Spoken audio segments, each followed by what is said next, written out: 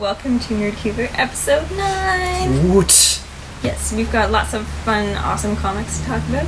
Let's start with this one. Okay. Sons of the Devil! The one I didn't read. The one you didn't read, but it's on your list. I know. It's basically about a man named Travis, who is born of a cult, Yep. but raised in, normal world. And now things are going horribly wrong in his life. Yeah, because the cult would like him. Like him back. Because Yes. he is apparently the chosen one of something. Because of course he is.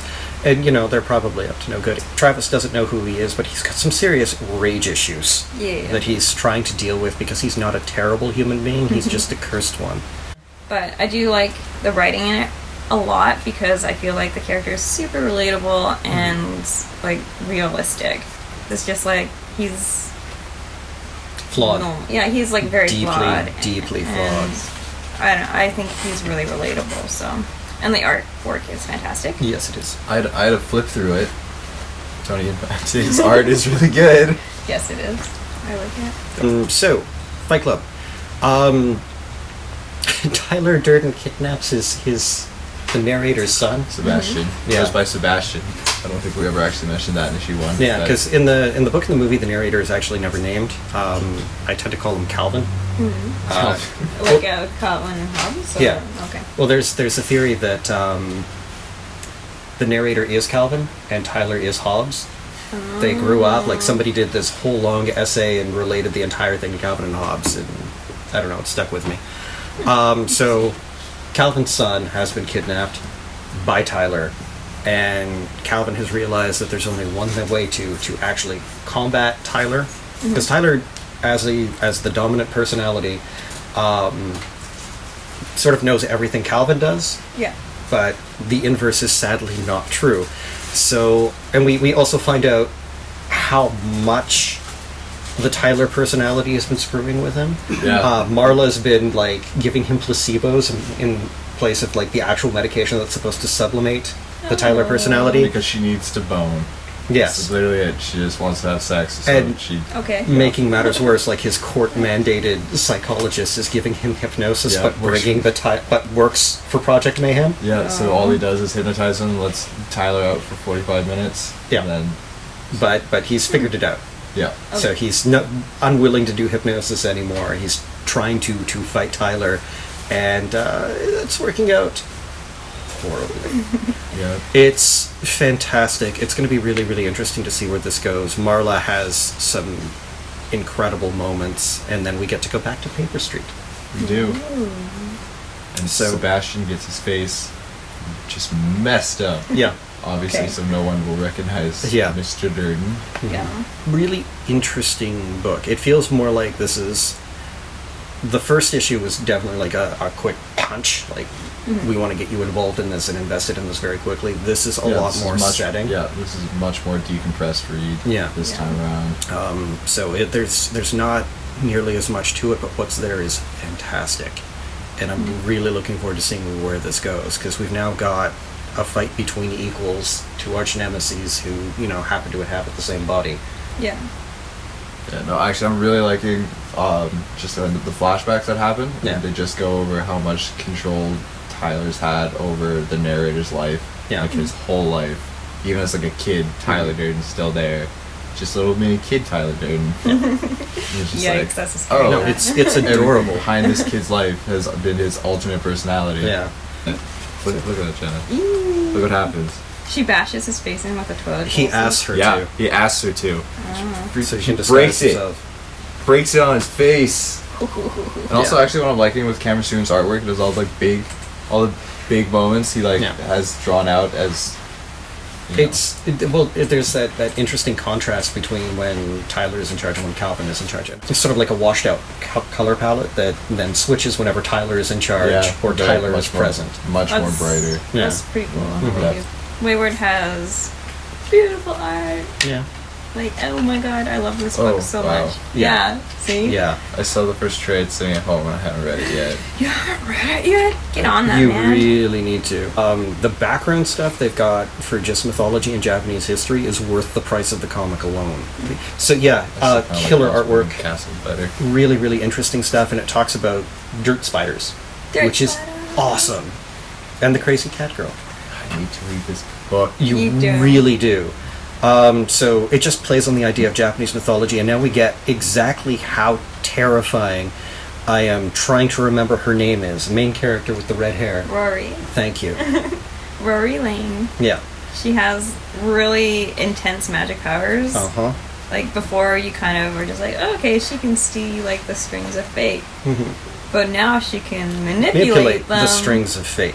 So what we mean by strands of fate kind of thing is the main character she's a magical girl, and her magic allows her to see how things should go or the best way to do a thing. She can see the pathway that she should be taking, and now she's developed the ability to cut and manipulate those strands. Yeah. So she can sever entire relationships, or rebuild them as she sees fit. It's terrifying. It is. Like, she has way too much power, and even Shirai, her friend, is just like, that was scary what you just did. It was scary, and if you try to do anything to me, I will kill you. Yeah. Issue 10 is the wrap-up of this arc, and I'm really excited for it. Yeah. It's gonna be pretty awesome, I think. Look at soon we'll have 2 trades. Two to trades! read. Second trade comes out in August, and I think, I don't know if I'm supposed to say anything, but I was perusing the Diamond website, and I noticed that there's a Wayward hardcover.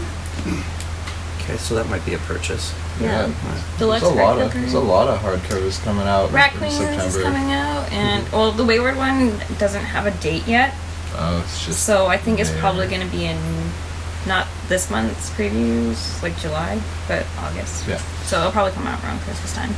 This cover does not do justice to the artwork on the inside. Which is weird, because typically the cover art is the best. Yeah. But no, the internal art in Wayward is consistently better than the cover. And the character building and mythology building has just been phenomenal. This one panel of Ayane is just That's so well done. It's just great. like, it captures her character so well. Gem? I can do Gem. I love Gem. The I love artwork Gem. continues to be amazing. The relationship building continues to be awesome. We get dueling band songs in this issue. Yes, finally. We get to see the transition between Gem and Jerrica, and Pizzazz losing her shit, and I really love how they drew Pizzazz this time around. I love Pizzazz. Like- Pizzazz is terrifying because she's a sociopath. And I still know nothing about Jim and the holograms. Okay. You need to read this because it's not corny like the TV show, but it still has like It has the the Gem themes and feel, the soul of the show. You finally get like the moment of complete and utter insanity. Finally get that moment where the Misfits are like, no, we're going to hire a saboteur, and we're going to have the entire stage collapse on Gem. Yeah. Because why not?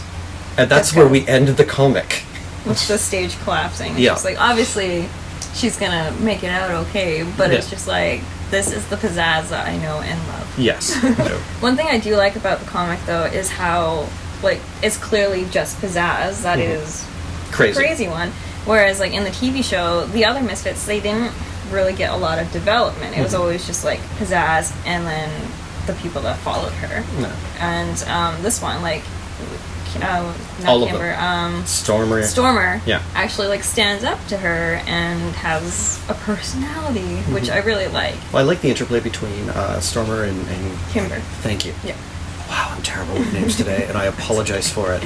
But all of that is based on what's come before. So again, like, it's not filler issues; it's they're building logically to climaxes. Yeah. And both emotional and action-based climaxes, so that when that stuff happens, it means something. Yeah. UFOlogy. Oh God. It was really well done. Agreed. So UFOlogy is about two kids. I picked it up and actually read it after you talked about it the first time. Yeah. About two kids that I want to. It's awesome. We'll look at The Will when Look At. Trade comes out. It's well worth the look. one of the kids gets like this alien mark on her head, and the other one was just like, hey, that was supposed to be mine, and he is all about the aliens, and she's not. Yeah. So Well, she's incredibly gifted, like incredibly gifted, but she lives in a small town. She doesn't want to leave her family. Yeah. So she's a cheat code. She's a human cheat code. She's incredibly intelligent. She's incredibly physically gifted. She's one of those people that, you know, is just naturally good at everything and could be like a world changer kind of person. But she loves her family, so she doesn't want to go anywhere. The artwork in this is really good. The themes in it are fantastic, and I love the introduction of the aliens. Just like the car ride that goes horribly wrong. Yeah. And it's not the fault of the alien. The alien tries to do everything he can to help. Yeah, and just can't because alien. It's just like, oh hey, my melting face just dissolved your face. Your head. Whoops. Your entire head. And then it's like, I'm gonna have to take your clothes. I'm really sorry. Yeah. Yeah, that's okay. You don't have a head anymore. You don't need them. No. The Batgirl. The Batgirl. Starring Battlegum Crisis. It's a hard suit. Oh, the art looks so much different. Babs Tarr is technically on her own now. Yeah. Cameron Stewart stopped doing all the layouts for her, so she's decided to change up her style quite a bit, actually. Yep. I don't really like it. You can see her little manga anime influences that you see in a lot of her artwork coming out again. Like little nothing. Sailor Moon. Yeah. It's heavily influenced manga anime. I like the dynamism of the style though. I like that sense of flow, that sense of movement. Yeah, she definitely captured that really well. And also, I should also say, she's technically still not alone because she has Joel Gomez assisting her on backgrounds. Yes. We see Batgirl get introduced to Livewire. This also does a good job of giving Jim Gordon a little bit more to his Batman mission. Yeah. Is that, I guess, something maybe not explored in the other books yet, is that Jim Gordon has been assigned to round up all the other vigilantes in Gotham. Yeah. Oh. So that creates some conflict of interest. Doesn't he know that she's... No. Oh, I thought she doesn't. He knew. She was actually, because... about to tell him. Yeah, they have a scene in here where they're hanging out, getting ice cream and stuff, and she's like, Barbara, I'm Batman. Yeah. And she's like, oh shit. He's like, alright Dad, I gotta tell you, and she's like, oh yeah, part of my mission is to round up all the vigilantes because they're awful. So, I think he does know, and I think this is him trying to warn her off as politely as he can. Yeah, until the end of the issue where he's like, you're under arrest. So I really don't like the new colorist. I missed the colors from the first arc. She was a lot better suited. I don't... It's too... It's too very... Gotham Academy. Yeah, it's bright, it's very neon-y. Yeah. Or, like, almost... yeah, it's very, like, pastel-y colors. And... Yeah, pastel versus, I like, more solid. Does work colors. For the title, but... It does work, but it doesn't look as nice. It does... Well, it could. The problem is that it's all randomized. Yeah. Like, if you're going to have that color shift, it needs to be for a reason. Oh, yeah, it's super... Well... No, actually, there's no reason. No. Talk about We Are Robin. What is this? Because I haven't read it. Okay. I have, like, no background on it. Trust me, We Are Robin doesn't even get into that much about Robin. About what Robin is. Yeah. Robin has now become, at least in this sense, is... Okay, let's give more background. Okay. This comic mostly follows Duke Thomas. Yes. The young African-American boy that Scott Snyder had introduced in Zero Year. As in the events of Endgame, his parents are presumed dead, so he's being bounced around from foster home to foster home. He's a little Jason Toddy, actually, in this. Yeah, he is. So he goes looking for his parents because he thinks that they're still alive. And, of course, it lands him in trouble. And then he gets saved by a group of other kids who have now taken up the moniker of Robin. The whole concept of this is that under this new Batman reign, and I guess Damian off on his solo adventure, that Batman needs support as not a singular person, but as a real force. But by the end of it, it looks like... So are they a street gang, or are they actually working with Battlegum Crisis? No, they're working with someone. They're working with someone. Who I thought might have been Alfred. Yeah, I thought it was Alfred too, until we actually see... Which panel? That panel? Where he has a hand? Yeah, the hand's coming out, and that's the hand I believe Alfred doesn't have right now. Although it could but be. It's gloved, gloves. I think there's a strong chance it's Bruce Wayne. Maybe. I mean, obviously it's someone related to Batman because he's got Batman tech. And like all of the TV screens and everything looks very much like what was in the Bat Cave. Whoever is helping the kids, they have like an entire room of Robin costumes. Yeah, but little like just pretty much just they went to like Valley Village and like slapped on an R. Yeah, I kind of dig it. It's the concept's definitely cool. It was well written, but at the same time, I couldn't find myself getting invested in the story. Not yet, anyways. No. So this week, other than the two things we already talked about, I picked up Superman. So debut issue of Gene Yang. He, I don't know, Eisner Award-winning writer, and he did some Avatar stuff. In Superman, it's a flashback of the Truth arc. So, which to me seems more interesting to get how Superman gets to where he is, come Action Comics and Batman, Superman, and Superman, Wonder Woman. We got Jimmy and Clark just doing some superhero things together, and they solve some crime stuff.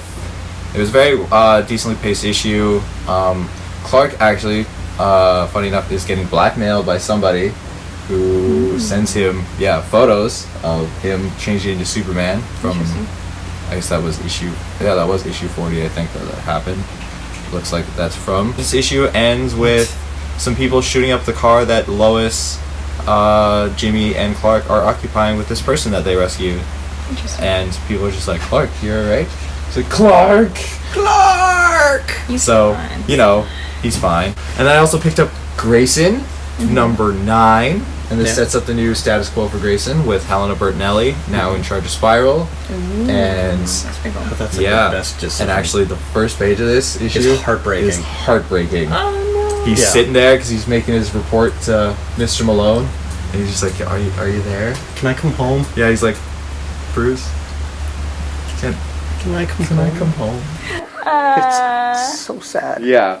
And then the rest of the issue shows some flashbacks, and it looks like Dick's just straight up murdering people. Somebody dressed as Dick Grayson from issue 1 when they give him the blonde wig and like this leather jacket. It's like somebody's killing the crap out of super spies.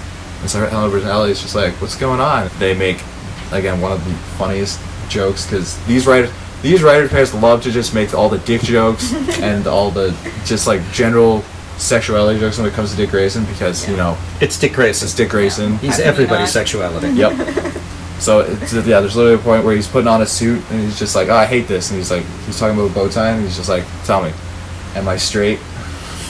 And it's just this flash page of him looking very much like Archer, actually, and it was hilarious. Wow. And then he goes through this actually really nicely done double page spread of dancing with their spy target. This book, I've heard some people say online, is probably DC's best book out right now, and honestly, after reading this issue, I think probably it's really good. I would agree again. It's a really, really interesting take on Dick Grayson. And the last thing I had this week, or other than Daredevil, was The Flash. That was setting up the new status quo with this new costume that they don't explain why he's changed it at all. It'd be nice if they did that. This one, his new costume is a lot more like, the original costume where he pops out of the ring and swirls around rather than the armor just breaking out. It's just like, it's attached to me now. And then we got the reintroduction of Professor Zoom! What? And actually, probably one of my favorite moments of the week is that the Flash is actually fighting a guy, and he's just like, I'm the fastest man alive. And then Professor Zoom just like freezes time and just shows up, like, just nope. just mounts. It actually just mounts him, just mounts the Flash, and he's just like, nah, man, you don't even know. So he goes visit his dad, and we get a lot of focus on Barry's dad in this issue. And it turns out that Henry Allen knows Professor Zoom. Of course he does. But somehow play off the wildly successful TV show. Yeah. But at least this is like actually like he's like someone threatens Henry Allen. He's like, the professor's back, Henry. He's like, all right, I need to break out of prison so I can save my son. It's like, what? Okay. Yeah, so that was a really random turn of events, but overall the issue is good. I'm not liking the direction it's going to go in, because it seems a little dumb, so I'll come back for like the final, I'll come back for just the Zoom flash fight, because Brett Booth will draw that wonderfully. Overall, strong week for the DCU, for the end of the DCU month. until October, when they do the second wave of DCU. And then finally we have Daredevil. That's not DCU. No, but it's good enough Marvel. to talk about.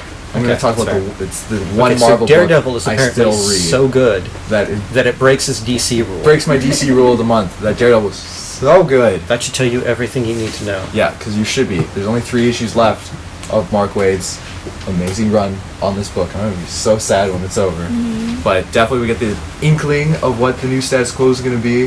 I almost feel bad for spoiling Aaron to it. Am I going to do it? Do it. Spoil. Do it. Yeah, I'm going to read it anyway. Yeah, it's true. Matt Murdock goes and he talks to the Kingpin and he offers up to keep Kristen, like everybody, safe. Mm-hmm. He offers up the death of Matt Murdock. Is that interesting? Yes, Matt Murdock offers to the Kingpin to put him into hiding, to kill the Matt Murdock persona, change his face, pay for all the surgery, and only the Kingpin will know who he is, but he is to continue being Daredevil. And only Daredevil would exist in a way that the Kingpin could control. So pretty much that. Yeah, it's just pretty much half the issue is pretty much Matt Murdock and the Kingpin having, like, Matt Murdock offering this plan to the Kingpin and then just kind of going some back and forth. It was really great stuff. And then we get the return of Ikari, who at the end of the issue we find out is working for the Kingpin. And then we have perpetuated more of the Shroud and Owlsley stuff. Again, for the Shroud is ridiculous. Yeah, I don't know. If anything, my least favorite part of the book is the Shroud and the Owl stuff, because it's like, why? As far as like classic Daredevil stuff goes, it's like Miller, Bendis, and this are like the best Daredevil runs. Oh, definitely. Most people actually, I know on a comic website, they actually had a poll of what was the best of all time. This won by more than 50%. Yep. Wow. Yeah. So this is going to go that down. Good. Yeah, this is going to go down, and this is going to be 3 months from now when this is over. This is definitely going to be overall the best. One can consider one of the best superhero runs for the character and just superhero comics in general. And if you're not reading it, you really should be, because it's amazing. Go get all the trades. All of them. All of them. All of them right now. Yeah. You need to come to Big Pete's Comics and get all the trades. All of them. Every single one. And then spend your whole day reading them because they're worth it. And then read them again and again. So, my one other comic is Scarlet Couture #3. It's a 4-part thing, I believe. So the next issue is going to be the finale. I actually really like this series. It really surprised me. I like the art. The art, like Des Taylor does everything: art, color, writing, lettering, I believe. But yeah, I was really surprised. I really love Scarlet because she's a hot lady and she knows it. She uses her assets as like a weapon. Good hiding departments, evidently, in that panel. Yep. She has this dress that was made specifically, and they call it the eye candy dress. Yeah. So yeah, So it still has its fun, but it's sort of veering into a more serious territory. Oh yeah, definitely. Cool. And the characters have a lot of depth to them as well, which surprised me again. And I'm looking forward to seeing how it all wraps up. Moving from one red-headed spy to another. Ooh, look at us in our Black Widow. Look at us in our transitions today. We're make pretty sense. decent. Oh, actually, you know what, Matt? There we go. This makes sense. We're all talking about redheads. Yes. Yeah. Well, there we go. We got a theme. We got the main redhead of the DCU. Black Widow and he's really all about the DCU. Yeah, clearly. The Edmondson run on Black Widow, by the way, has been phenomenal. Nathan Edmondson is doing both Punisher and Black Widow, so you're getting a lot of really, really strange, deep politics, but he's evolving two characters that are normally very, very static and don't evolve. And he's doing that evolution by sort of throwing them into the world and showing how they alter the world around them. Nat has had a horrific run of things where people have been trying to recruit her and manipulate her, and she's basically a force of nature. So it's been tying into showing why she is such a big player in a superpowered world when she has no powers herself. This issue goes back into her past when she was still working with the Russians, and specifically ties into Cuba and how Cuba was making the transition to, a communist place. So just before the American embargo hits, we have this issue. And it's Black Widow has been sent to grab a couple of industrialists and kidnap them and bring them back to Mother Russia, but also to evaluate one of the people that also went through the same training that she did. And it's you're definitely getting the idea of exactly how much red there is in that ledger, and it makes for a very, very good comic. The artwork it's Phil Noto.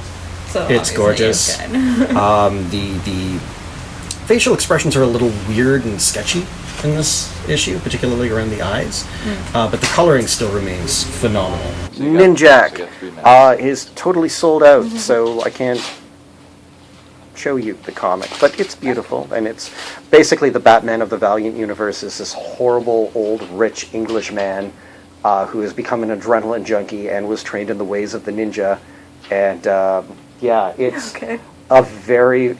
His Alfred was an abusive asshole who probably murdered his parents. So he's been living on the outskirts of the estate, trying to avoid his Alfred as a child. All right. And it's horrifying and great. Ninjak is awesome. Would recommend it. If you're looking for a different Batman and Battlegum Crisis isn't doing it for you, give Ninjak a shot. It's a lot of fun. The basis of this comic is there's a mercenary company that will break into hell and rescue the toasty souls of the damned. Pretty awesome. Sounds similar to something I'm working on. Damn it! It's freaking great. The other thing that we're getting out of it is they're trying to scientifically analyze hell and how hell works, so that they can do their jobs better, but we're also discovering the native human population of hell. Because, the toasty souls of the damned are stuck there, but they're still human. And we're getting the idea of people smuggling stuff in and out of hell. Just, stuff like generators and creature comforts from Earth the same way that it's a prison. Yeah, so it's Cullen Bunn, who, writes The Six Gun and Magneto and a whole whack of other stuff, and he's an incredible writer. He's got an amazing talent for horror and just building a sense of dread, and this sort of just follows suit. So if you like his writing, you kind of know what you're getting into, and it's awesome. So would recommend. Loki, where the character of Loki has evolved yet again. The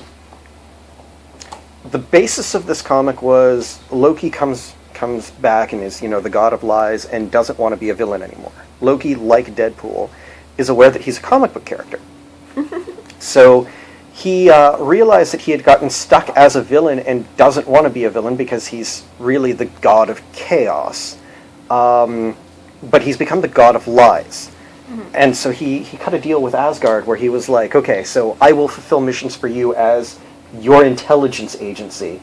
And you will pay me by destroying some of the old stories and legends that paint me as a villain. Okay. They didn't like that very much. So they sort of played him for a fool.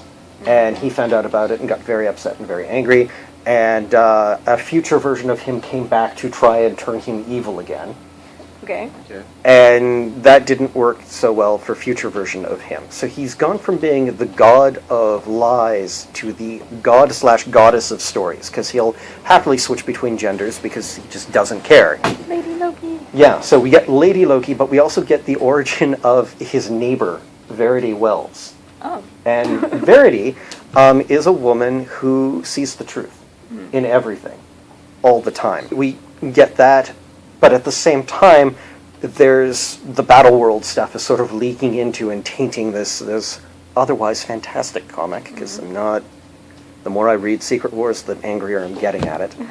But Loki is phenomenal and has been one of Marvel's best comics for a while. Thief of Thieves. If you like crime stuff, read this comic. It's about the best thief in the world who decides to retire and then gets dragged back into crime and doesn't want to be there. And his assistant decides to take his thief name and run with it, and is not nearly as good as he is, and then gets caught. Oh. And so now him and his son have to go in to save her. And with a throw out to Nathan and the DCU. is the one DCU book I didn't read. And you should, because it's phenomenal. So, Justice League 3001. So it's 1,000 years in the future, and the Justice League are legends. And the universe has gone to hell because there are a villainous group of godlike beings called the Five, because they're not particularly imaginative, but they can count, and there's 5 of them. Whoa. And I know, it's shocking. And so some mad scientists come up with the great idea of, well, let's clone the Justice League. It's pretty much imagine like the worst cosplayers ever taking on these characters and having the powers and running around and trying to be good, but not quite getting it. That sounds pretty funny. Teaming up with original members and then finding like Blue Beetle and Booster Gold, like the original DCU versions of them. It's phenomenal stuff. It's one of the better comics we got out of the New 52, and it's continuing to be great in the DCU. And I think that wraps it up. Wraps it up this week. Yes. Cool. Thanks for watching. Thanks to Pete for having us at our Big Pete's headquarters. Yep. And dealing with our ranting for the last hour and a bit. I know, they want to open up the store now. Yeah. So So we gotta go. Yeah. Thank you, Pete, and bye.